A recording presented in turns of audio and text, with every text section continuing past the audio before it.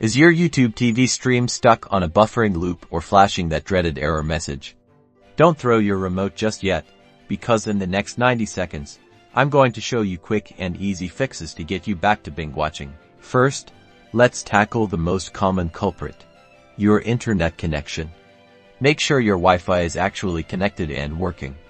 Try running a speed test on your phone or computer to see if your internet is meeting YouTube TV's minimum requirements. A speed of at least 3 Mbps is recommended for standard definition and 13 megabits per second for HD. If your speed is low, try restarting your router.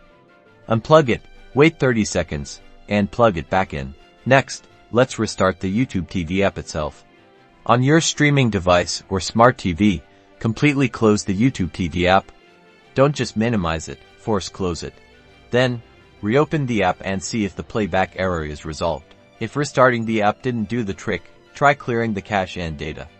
The steps vary depending on your device, but usually you can find this option in your device's settings, under apps or storage.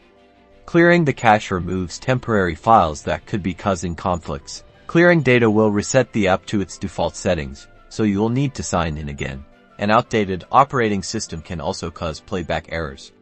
Make sure your streaming device or smart TV has the latest software updates installed.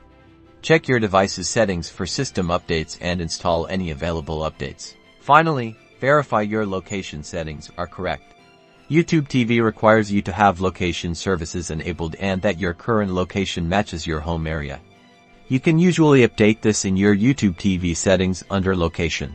And that's it. Hopefully, one of these fixes solved your YouTube TV playback error.